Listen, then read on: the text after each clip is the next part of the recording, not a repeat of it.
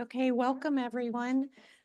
This is the Papillary Thyroid Cancer, a panel discussion from symptoms to surveillance, part 1.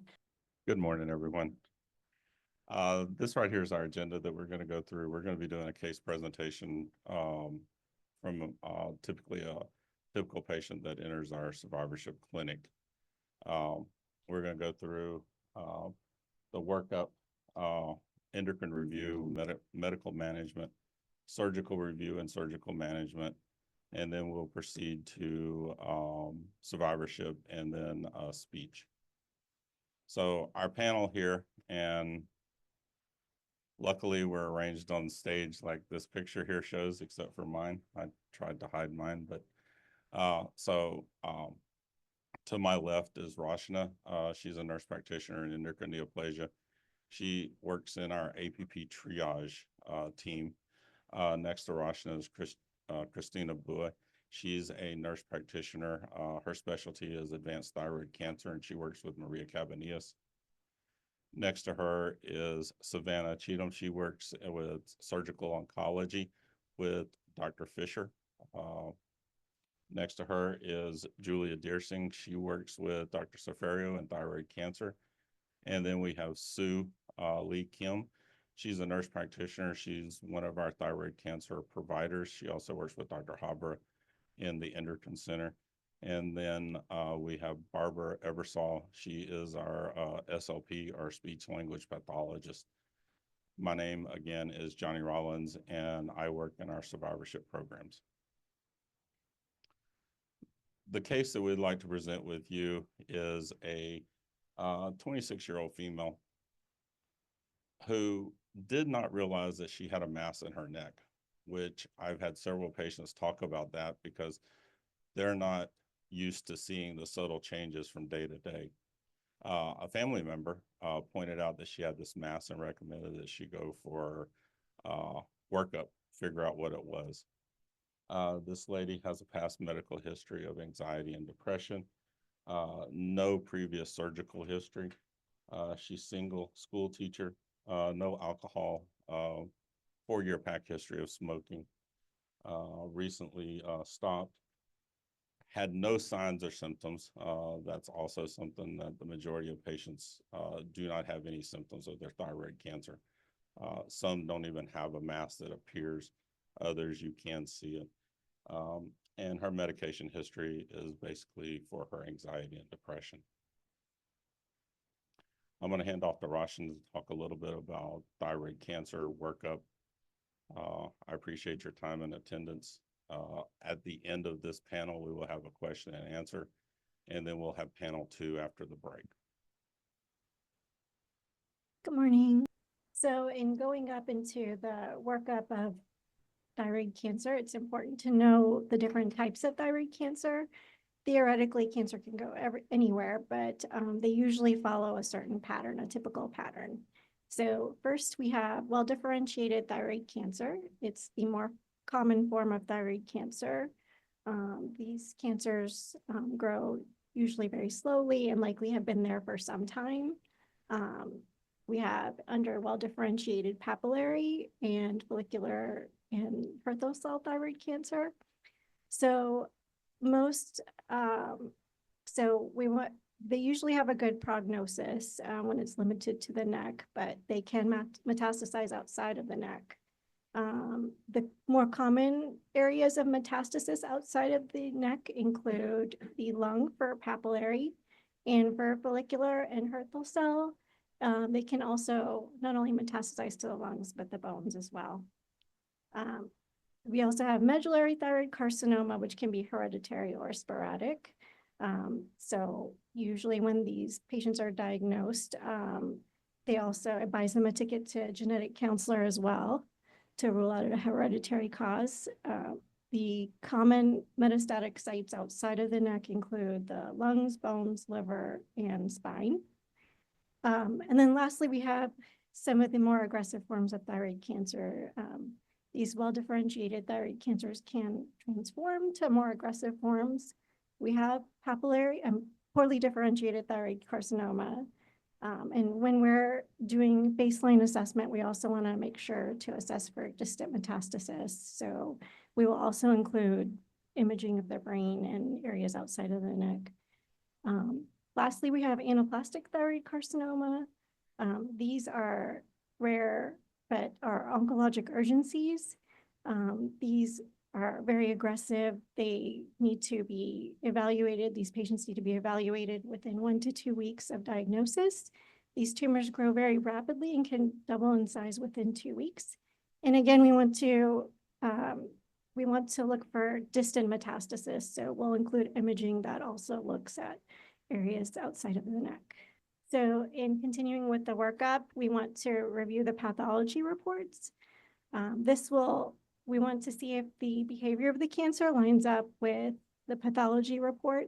We want to look for where they've metastasized to,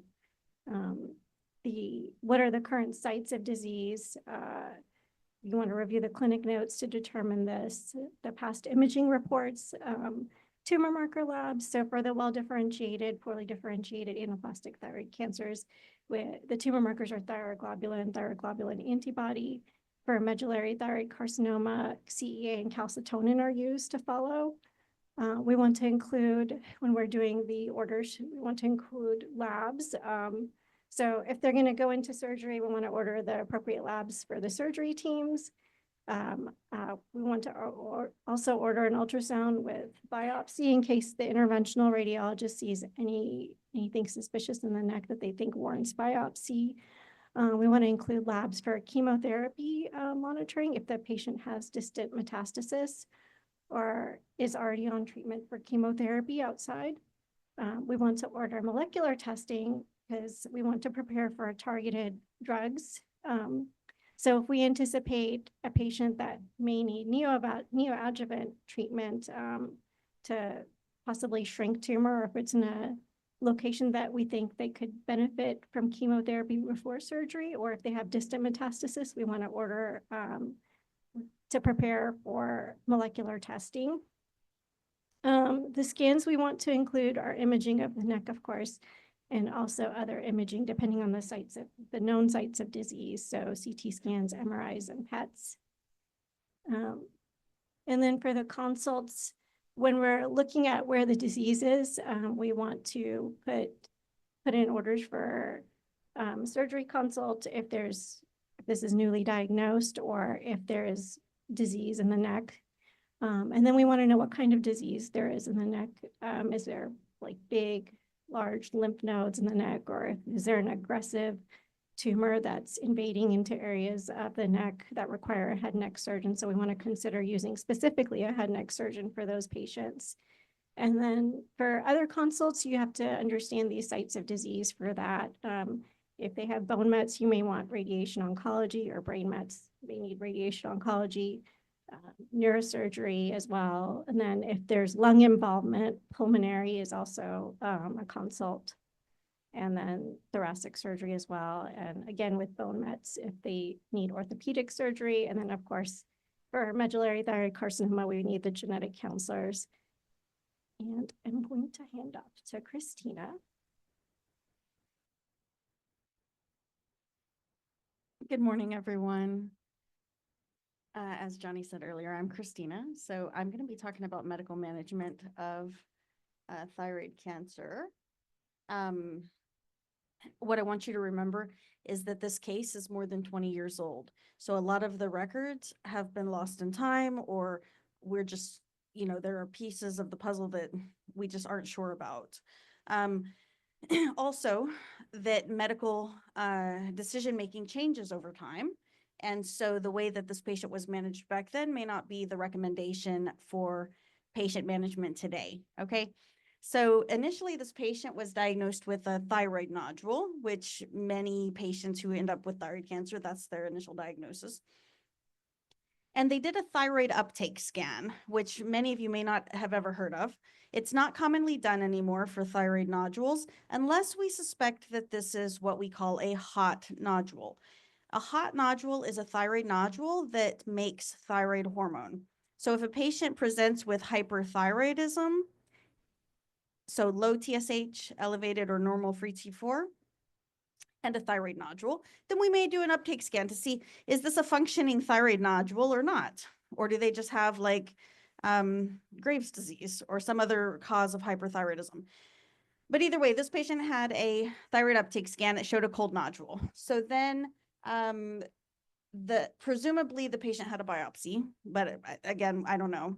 And then underwent a 2-stage thyroidectomy. So this is when they do a lobe, figure out that it's thyroid cancer, and go in and remove the other lobe. I'm not entirely sure what the initial biopsy showed or anything of that nature, but moving on, after their initial surgery, they presented to MD Anderson Cancer Center for evaluation, and these were their initial studies. So we found that the TSH was 6.89 with a free T4 of 0.8. For those who don't know, that's an elevated TSH and a normal free T4, or it might be slightly on the low side, just depending on the lab. Thyroglobulin was 16 with thyroglobulin antibodies of 1.1. I'm going to talk to you about what all of these labs mean here in a minute. They underwent an ultrasound of the neck, which showed an approximately 3.6 centimeter soft tissue lesion on the left side of the thyroid bed. So the plan obviously was for a surgical consult so we could get surgical recommendations. What's the difference between residual thyroid cancer and recurrent thyroid cancer? So residual thyroid cancer is when we suspect that the cancer was never gone in the first place. They just didn't get it all out during the first surgery. So their thyroglobulin has never been undetectable. That's usually a good indicator. Or they had positive margins on their pathology report. Or they had an even number of lymph nodes that were positive as the number that were removed. That's also a good indicator that there's disease that was left behind. Those patients have residual thyroid cancer. Recurrent thyroid cancer means it was gone and then it came back. Okay, so they had negative imaging studies and an undetectable thyroglobulin, and then all of a sudden thyroglobulin went up and something showed up on the ultrasound eventually. Whether this patient had residual disease or recurrent disease, I don't know, but I wanted to just discuss that for a moment. Next on the plan, possibly radioactive iodine. We don't know until we get a little bit further down. Not everybody gets radioactive iodine, but we are going to talk about who gets radioactive iodine and why. The other part of our plan is what we call TSH suppression, which we're also going to talk a little bit more about. So most of you are probably very, very familiar with this concept, but we're going to talk about it in great detail because it's very important. And then I wanted to say that a very small percent of patients will ever need chemotherapy or radiation who have thyroid cancer. Now, to us, it seems like half of our patients are on chemotherapy or radiation. This is a bias that we have because we work at MD Anderson Cancer Center. We can see the most aggressive thyroid cancers in the world. But if you look at the percentages, it is actually a relatively low percentage. And some of you may also have that observation bias because who tends to come to these ThyCa meetings are people with more aggressive disease. So just keep that in mind that it's relatively uncommon if you look at percentages and not sheer numbers.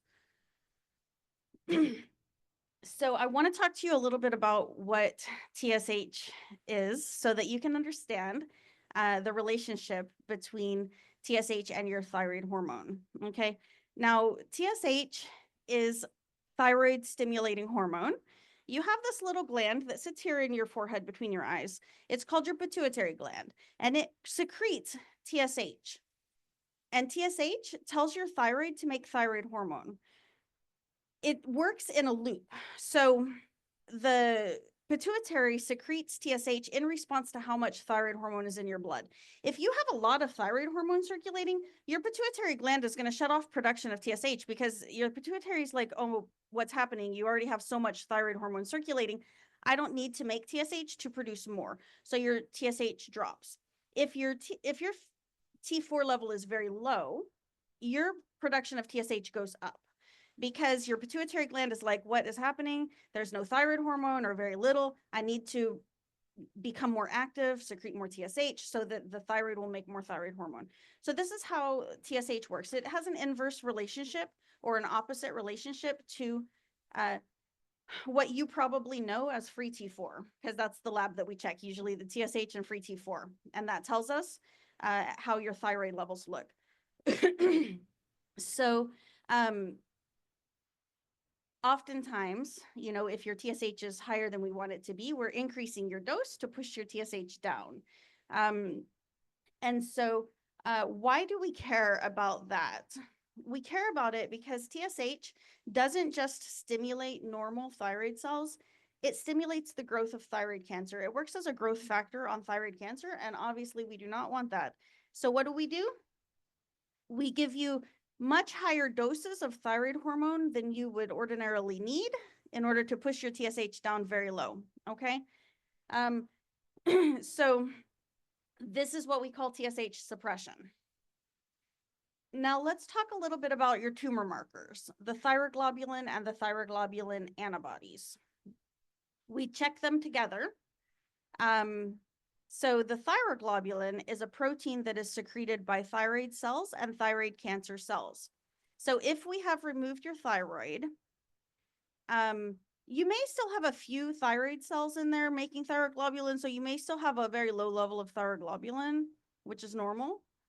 But if we've given you radioactive iodine to kill off those cells, then our hope is that your thyroglobulin becomes undetectable, right? If you still have a detectable thyroglobulin, it means you either have some normal thyroid cells making thyroglobulin or you have some thyroid cancer cells. Sometimes we don't know which. Sometimes we have an idea. Sometimes we do know. But the thyroglobulin, you know, obviously we want it to be undetectable. But if you have a low level of thyroglobulin, then it's usually something we follow over time. The thyroglobulin antibodies, not everybody has positive antibodies. If you have positive antibodies, as in the case of this patient, it likely means that you have some type of autoimmune thyroiditis. So your body makes antibodies against your thyroid, as in the case of Hashimoto's, for example, which would eventually lead to the death of the thyroid anyways. But those antibodies persist even once the thyroid is removed. Those antibodies can stay positive for years, even when patients have no thyroid cancer left. Okay, so that's a big difference. The thyroglobulin antibodies, they fluctuate a lot. They attack the thyroglobulin, so we can no longer use that as a reliable tumor marker. So it becomes very difficult to interpret those numbers when patients have positive antibodies. We still follow them in case they drastically change. But oftentimes what we see is one will go up and one will go down. And they'll do that like back and forth. And so we just kind of follow it and we mostly rely on the scans. The relationship between TSH and thyroglobulin and or thyroglobulin antibodies is also very important. So oftentimes patients will message me that their thyroglobulin has gone up. And I say, okay, first send me those labs, but also what was the corresponding TSH? Why do I want to know that? Because if your TSH goes up, your thyroglobulin also will go up. That's why when you get radioactive iodine, we get a stimulated thyroglobulin level. And we give you TSH, it makes your thyroglobulin go up. And so the thyroglobulin typically will follow your TSH. Okay, so don't freak out if your thyroglobulin has gone up and your TSH has also gone up. I mean, there's really, you know, we can look at those numbers and say, okay, well, that seems like an excessive increase for the amount of TSH increase, but still it can happen. But send those numbers over to your primary oncologist and let them tell you whether or not it's anything to be concerned about, or if they need to just suppress your TSH better, okay? All right, when we're talking about thyroid cancer, we need to talk about the risk of thyroid cancer recurrence because that's going to drive our decisions on treatment. We have low risk, intermediate risk, and high risk patients. This is the American Thyroid Association risk stratification, there are others out there. So you may see one from like NCCN or some other guidelines, but I just wanted to simplify things. So obviously low risk cancers are those that are small, confined to the thyroid, no lymph node involvement, or very minimal lymph node, like microscopic lymph node involvement, well differentiated. And then of course, with the intermediates, we have more aggressive histologies like lymphovascular invasion, extrathyroidal extension, so extension outside the thyroid, or invasion of the lymph or blood vessels within the tumor. Lymph nodes greater than 1 centimeter but less than 3 centimeters, or if you have more than 5 microscopic lymph nodes, those are less than 2 millimeters in size. And then our high risk are of course those that have like obvious extension outside the thyroid, like you can see it with the naked eye, it's not microscopic. Lymph node metastases greater than 3 centimeters, extensive vascular invasion, any poorly differentiated thyroid cancers, or if you have elevated post-op levels of thyroid globulin. These are patients who are at a high risk of thyroid cancer recurrence. So it's important to know where you fall in that category because it drives our decisions. Moderate and high risk patients typically get radioactive iodine. Unless there's a reason why you can't have radioactive iodine, then we won't give it. You know, patients who have genetic markers for other types of cancers, BRCA mutations and things like that, we may opt not to give radioactive iodine. We also use that to determine how low we want your TSH to be initially. Obviously, those at a higher risk of recurrence, we want their TSH to be lower. And those that are at low risk of recurrence, we just keep it like in the low normal range. Our initial TSH suppression, typically, like I said, low risk of recurrence, normal TSH 0.5 to 2 is appropriate. So 2 and below is in the lower half of normal. Same with lobectomy patients, patients who have a detectable TG but low, maybe we keep them around 0.1 to 0.5. Same with those that are at intermediate risk of recurrence. And then our high risk patients, we want them to be as suppressed as they can tolerate. So less than 0.1. Not everybody can tolerate this level of TSH suppression. Some people have heart palpitations, hand tremors, anxiety, difficulty sleeping, things like that. And so we have to weigh the benefits of TSH suppression against the quality of life issues. But some people tolerate it fine and have no side effects. So it really depends. We keep it as low as you can tolerate. Over time, as you get further out from your thyroid cancer diagnosis without having a recurrence, your risk of recurrence gets lower. And so over time, we ease up off of the TSH suppression because long-term suppression of TSH can have other consequences, such as cardiac arrhythmias, osteoporosis, and things like that. So we modify our goal TSH over time. We take a lot of things into consideration when deciding where we want your TSH to be, including the length of time since your last treatment with no evidence of disease.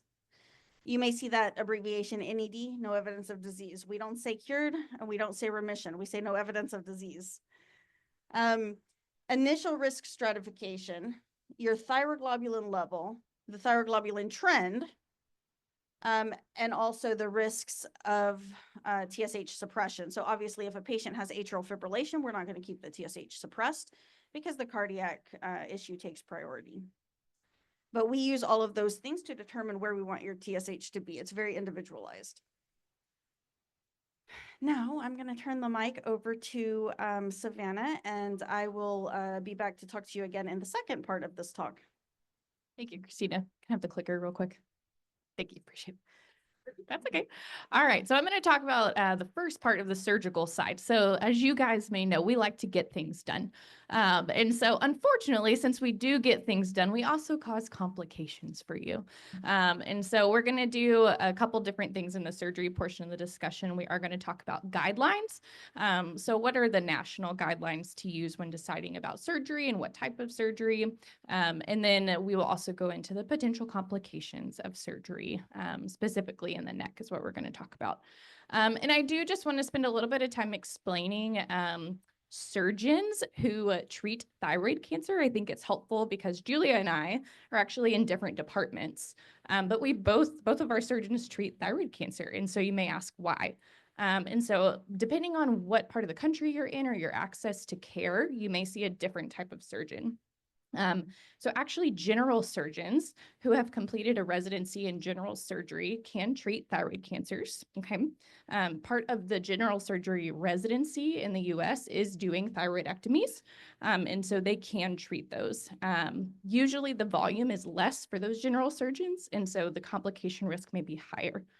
And then when you come to MD Anderson, we have surgical endocrine surgeons. And so they actually do an endocrine surgery fellowship after their residency in general surgery. We also have head and neck surgeons. So that's Julia's side. Head and neck surgery does a little bit more of the invasive cancers, okay? And then you can also have a surgical oncologist who did not do specifically endocrine surgery, but did train in all types of cancer surgery in general, okay? So all four of those types of surgeons do treat thyroid cancers. And so depending on where you are, you may have one of those four different surgeons, okay? Okay, so the case for our patient here. I put some pictures up here. You guys know what a thyroid looks like and where it lives.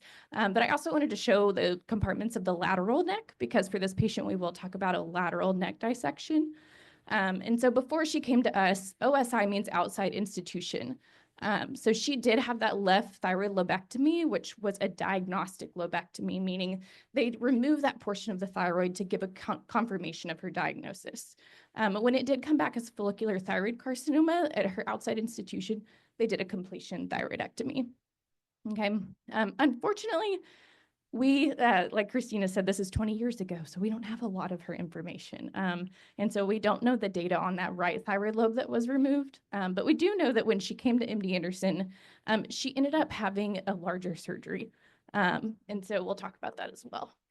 Okay, so as we talked about earlier during the workup, her ultrasound did show residual thyroid tissue in the thyroid bed.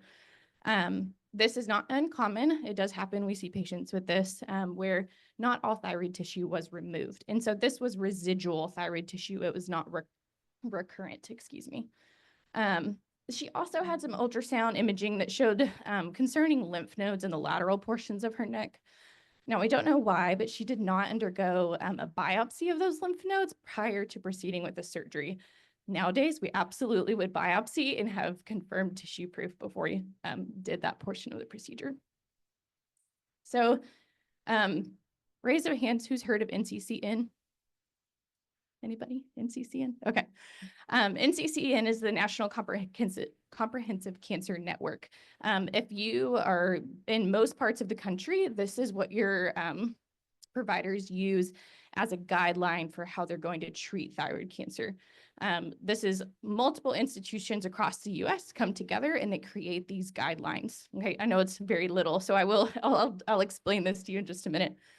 But I just want you to, I wanted to use these guidelines versus just MD Anderson specific because this is what people use across the country, okay?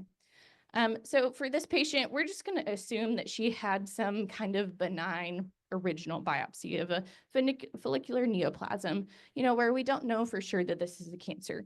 And so what do you do at that point? Well, this patient underwent a lobectomy, so she had part of her thyroid removed.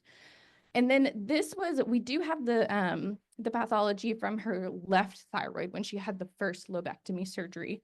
And it did come back as a follicular carcinoma with invading blood vessels. And that's as specific as this pathology report got.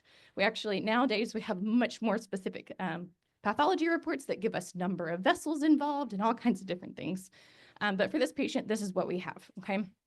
And so she would fall into this square right here, where, you know, she may be minimally invasive follicular thyroid carcinoma or have some vessels involved. And so she's going to move on to a completion thyroidectomy. Okay. Now, once you have the completion thyroidectomy, the guidelines say to have a post-surgical evaluation. And so that's this next portion here. Okay. Now, she was found to have gross residual disease in her neck. Question mark. We didn't have any biopsy proof that there was residual disease. We know that there was residual thyroid tissue, okay?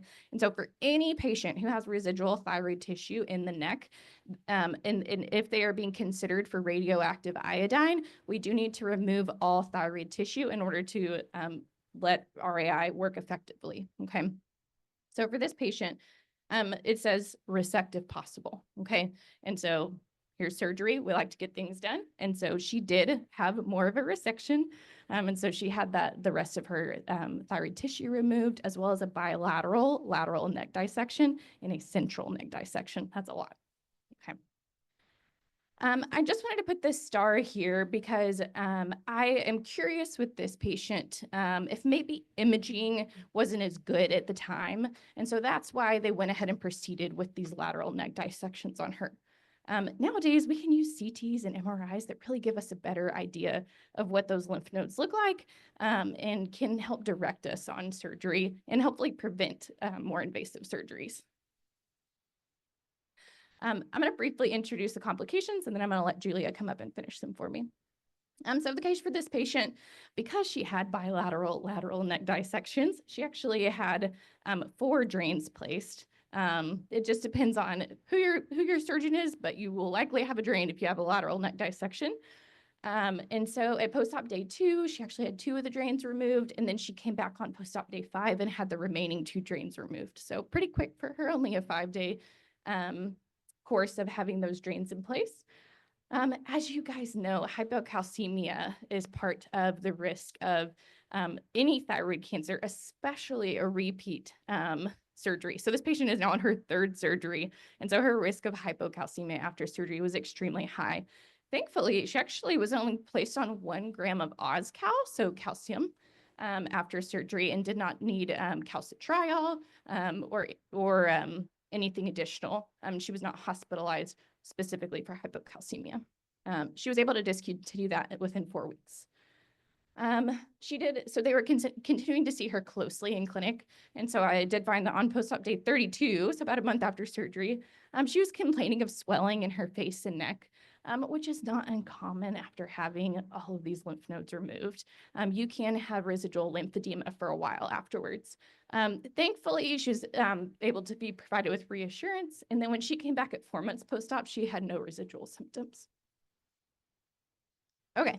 So now is going to be Julia's portion. I think some of you may recognize these pictures over here. Hopefully not the seroma at the bottom there, but these are, common complications. So low calcium, we're going to talk about lymphatic leaks, and then seromas and hematomas.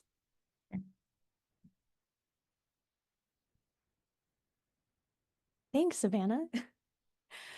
If I may, I just wanted to step back to our patient's case for just a moment in honor of all of our patients and audience members who did experience a more aggressive form of thyroid cancer, including my uncle, who's the reason why I joined the specialty.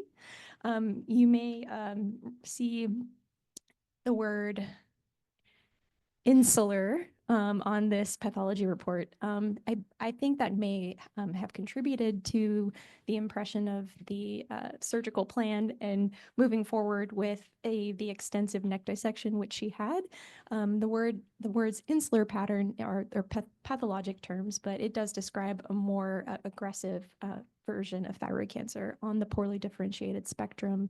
So I can imagine 20 years ago seeing that on a report. They're like, let's do everything we can to ensure that the local regional disease burden has been eradicated.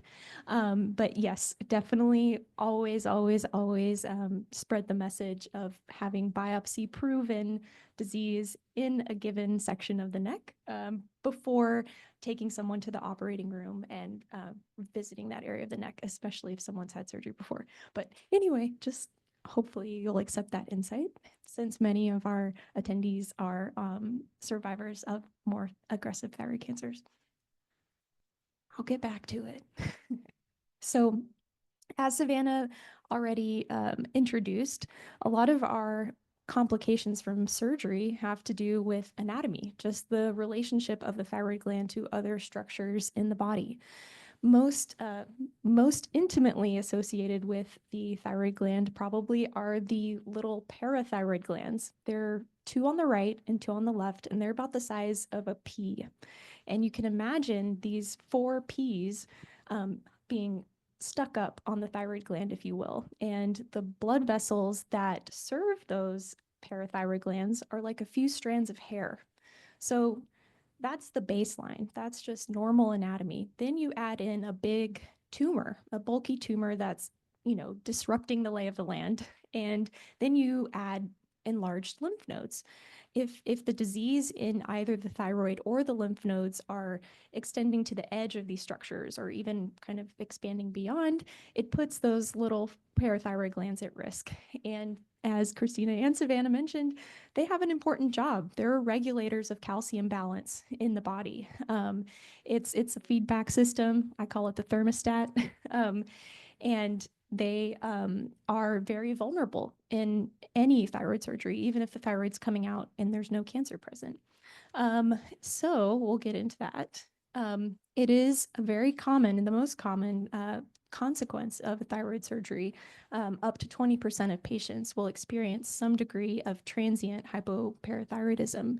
And whenever the little parathyroid glands aren't making their hormone, we have to monitor the calcium levels in the blood and make sure that the person who's recovering from surgery has adequate calcium circulating.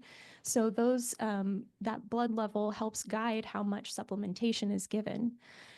In the cases of persons who have more advanced thyroid cancer or in more extensive surgery or repeated surgeries, the repeated risk to those glands can lead to more permanent hypoparathyroidism requiring lifelong calcium supplementation. So while we know these risks are inherent to what we do, we think it's really important to counsel about it beforehand. And thankfully, there are symptoms associated with low calcium. Most commonly, we ask patients if they're experiencing numbness and tingling around the lips or the fingertips or in the toes. There can be also some muscle cramping, tetany, where like the cramp occurs and you can't seem to break it. More seriously, you can have a spasm of the muscles of the larynx that can affect your breathing ability or in speaking.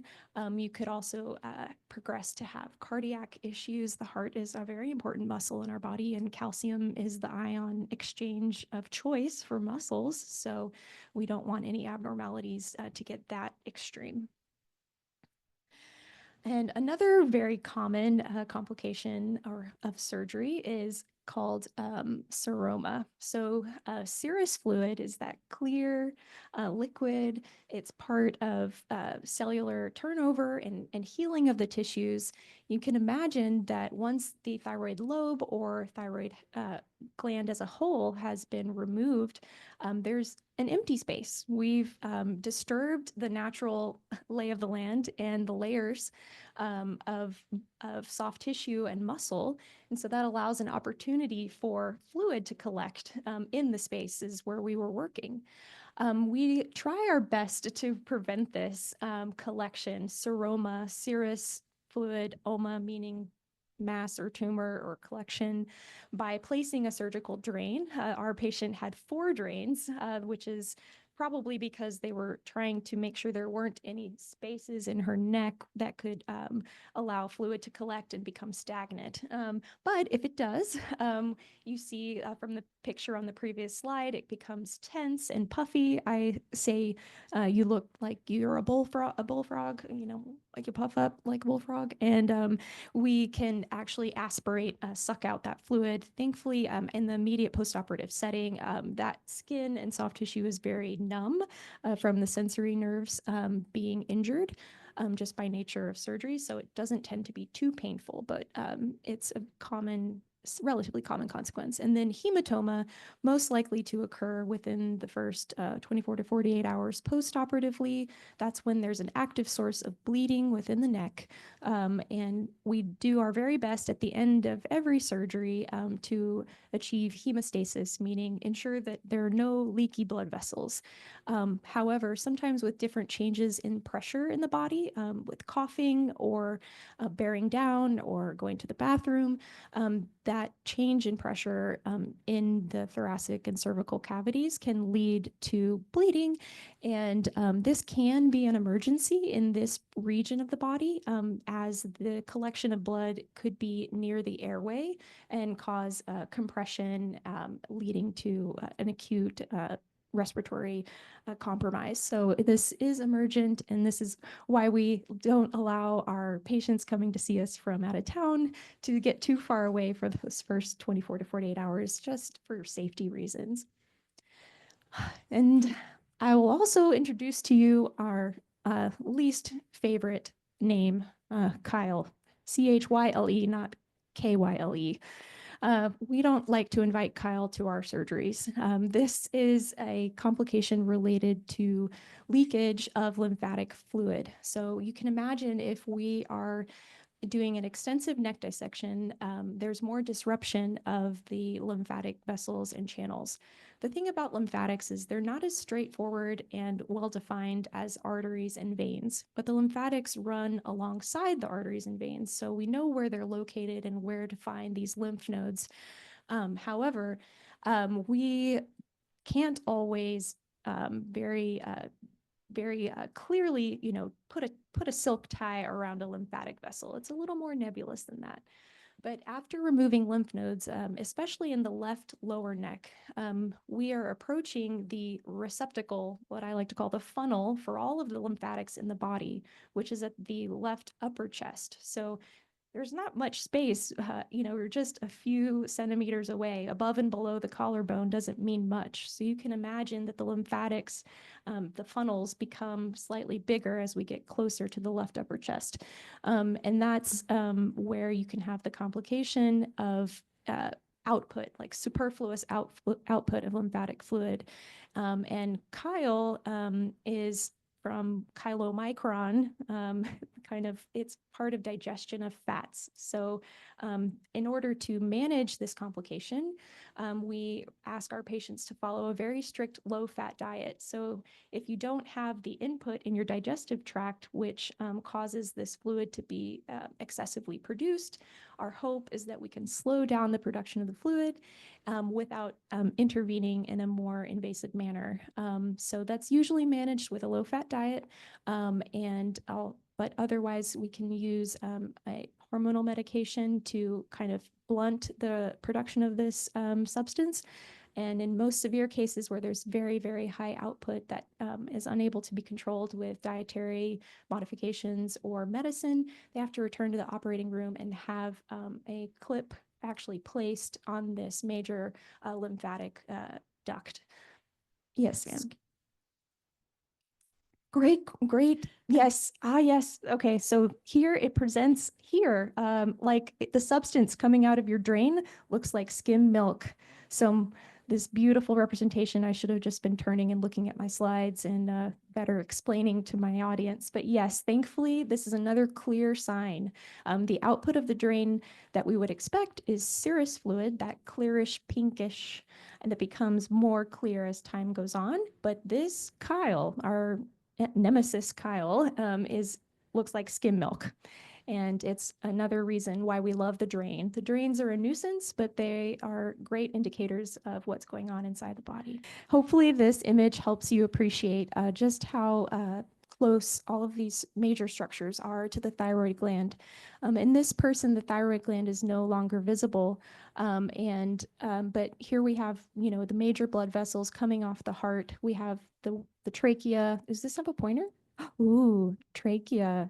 This is where the thyroid used to be here. And you can appreciate the proximity of the nerves the recurrent laryngeal nerves, which my colleague Barb Ebersole, our speech pathologist, will speak about in great detail. That is probably the most famous complication of thyroid surgery is injury to the right recurrent laryngeal nerve, but also in the more aggressive thyroid cancers that disobey their boundaries, they can disturb and destroy the recurrent laryngeal nerve, leading to vocal cord paralysis. But the star here is to show this is the thoracic duct, this little tiny piece of, thick floss. That is the source of this lymphatic fluid that I was just describing. Okay, so I'd like to, if there's any questions for the in-person audience, and then we can get the virtual. So any questions and I'll bring the mic to y'all. So how I know how likely it is because I have it, but is it really rare for papillary low? Johnny knows my story. I was really low. What did you call it? Low risk. Yeah. And it came back. So, but it was 9 years later. Is that strange? Low risk is just that. It's not no risk. It's, I believe, less than 5% chance of recurring, but that's 5 out of 100 people or 4 out of 100 people. So there are going to be people who have a recurrence. That's why thyroid cancer requires lifelong surveillance, which we're going to talk about in the second part of this talk. You can't just go 20 years without checking on your thyroid cancer. If you have a history of thyroid cancer, we see that all the time. Patients who have a remote history of thyroid cancer and they've just gone about their lives. They were basically told, oh, this is the good kind of cancer. We removed it. You're good. You're cured. You don't need to come back. And then they go 20 years and then all of a sudden they have this mass in their neck and they're coming back with a recurrence. I'll just show this picture real quick once more to kind of help us all appreciate how easy it might be for a single cell to remain after a surgery. I mean, we definitely do our best. All medical professionals do their best to do right by our patients, but cancer, has a mind of its own. It's a disorder of cell growth and replication. And these interfaces next to where the thyroid sits are structures that we can't sacrifice. Your windpipe, the nerves that power your vocal cords, the carotid arteries, the jugular vein. So anyhow, I just also wanted to offer that there's many sneaky interfaces where a single cell could be left behind and be a nidus for growth later on. I just wanted to add one last thing that, I showed the little snippet of the patient's pathology report that you saw, and it was not very detailed at all. And so I just wanted to note too that thyroid cancer in general, the rules on what types and the subtypes and all these little factors have changed over the years very much. And so we are learning more and more about, even if, years ago, you may have had a straightforward papillary thyroid cancer diagnosis. Well, maybe there were some factors that the pathologist wasn't able to recognize at the time, or factors that we now know may increase risk of recurrence. And so sometimes patients fell into those categories that we now are having a little bit better idea that who has more risk of recurrence versus who does not. I have a question about the terminology. Robin had a cancer diagnosed at Cedars-Sinai, came to MD Anderson, and on her pathology report from Cedars-Sinai, it said biomarker analysis. And do you call it molecular testing here? Is that the same? So, and I wonder why, if there's different terminologies for people around the country, so that as we're trying to share or legislate, for instance, how we're going to coalesce those together so there's no confusion if we should make a law. They're just different words that mean the same thing. We use them interchangeably: biomarkers, molecular testing, mutations. Just like any other word in the English language, there's going to be multiple words that mean the same thing. And so, whether or not there should be like a common word that everybody uses, I mean, I can't say that, but when you hear those words, it all means the same thing. Hold it down. Okay. Anyhow, I just wanted to offer that sometimes different laboratories or different institutions have their slang, and also, but molecular diagnostics is like a division of laboratory, medicine. Biomarkers kind of has the implication that you're looking for something that is meaningful to treatment. I just wanted to offer that. And I'm just saying that, if we were to legislate, you had mentioned NCC and practice guidelines. Maybe we should try to make sure that we're having the same terminology. Should we try to make a law, which we're trying to do in the state of California, but if we have it in California, but try to apply it nationally, there could be confusion that we have by having different terminology. So Of course, hopefully you and can think about yes, putting of that course, together. happy to be uniform. Thank you for that feedback. So what does the term differentiated mean? I guess the simplest way I could explain it is, so it kind of looks more like the cell that from the organ it originates from. So if we go further down the line and look less and less like that, it becomes poorly differentiated and then just completely undifferentiated. Agreed with Rachna. So we think about every cancer or every abnormality within a cell on a spectrum. So when a cancer is well differentiated or differentiated, it's still the original cell retains the properties of a native thyroid cell to some extent, but it also has the classic features in the cell nucleus and membranes and other organs on a slide. So this differentiation has a lot to do with what the cells look like under the microscope. And the farther away a cell gets from the classic representation of a thyroid cell or a classic well-defined thyroid cancer, it becomes less differentiated. And sorry. No, go ahead. The reason that matters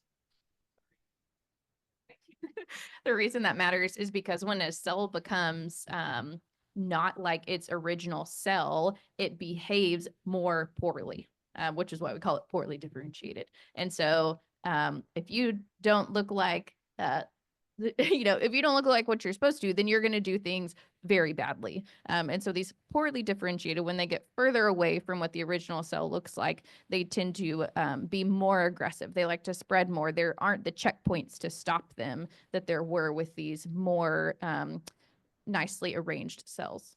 That I want to bring it back to the thyroid cancer perspective and give you an example. So well-differentiated thyroid cancer cells, they make thyroglobulin like thyroid cells. They respond to TSH suppression like thyroid cells. We suppress the TSH, we suppress the growth.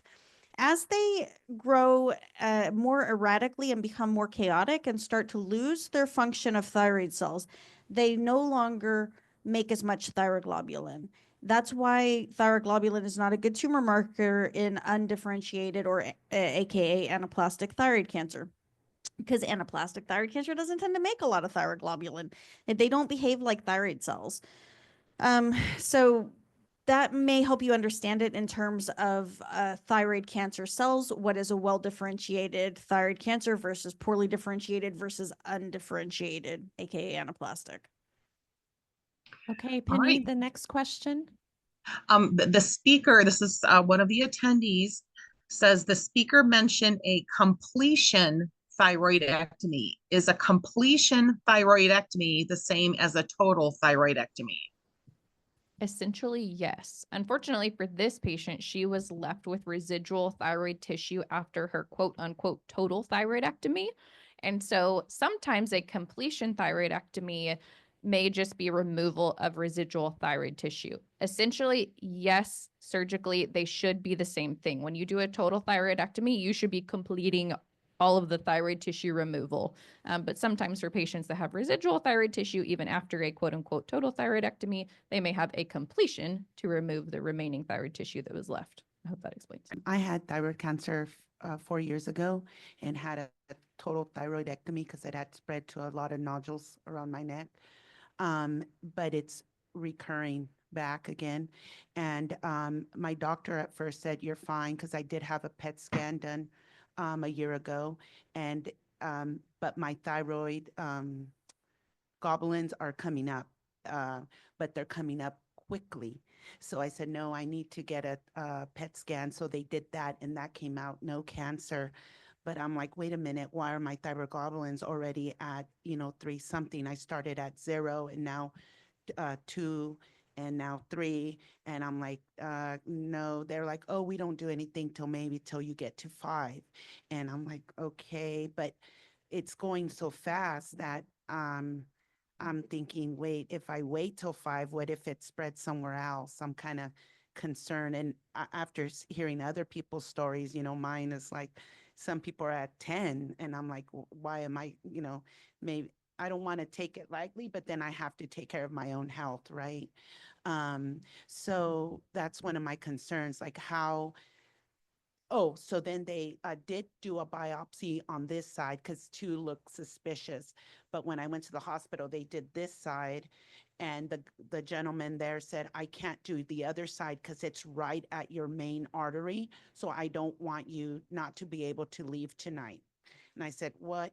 So now I'm left with that thinking, okay, maybe it's on this side, right? Because So this one came back fine. If you had a lot of lymph node involvement, it's probably somewhere in your neck.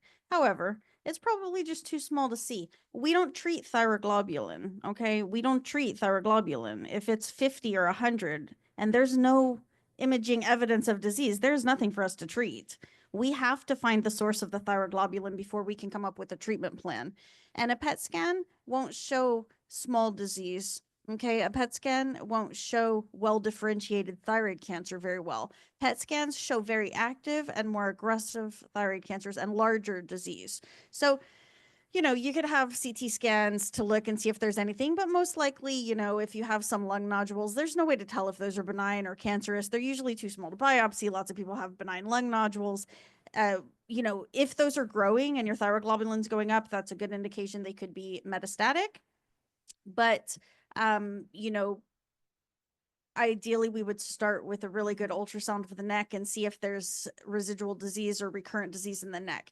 If that's the case, then you would need another surgery, which, I can pass on to these guys and let them discuss. But oftentimes, even if we have biopsy proven disease in the neck, if it's small, we just watch it. Sometimes we watch these for years before they ever need to be treated. How and when do you know if there is gross residual disease?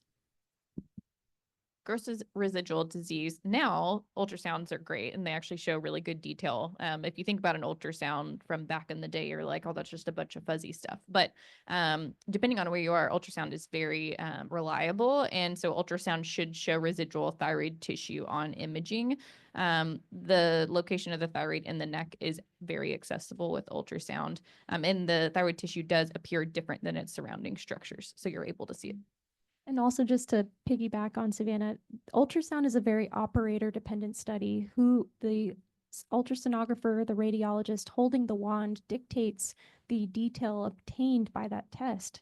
And so the comprehensive approach that we're used to with our specialized department of radiologists who only scan the neck all day, every day is much different than elsewhere, especially in the community. So this is not meant to speak negatively. There's varying degrees of resources, but us using these terms, residual, is really meant to help give peace to our patients that this hasn't come back. There's a lot of pain and worry that is with that narrative. So while yes, there's also pain and frustration with residual disease, it's preferable to have leftovers, if you will, rather than something that is aggressive and manifested so quickly after previous interventions. Thank you, our speakers. It was valuable information.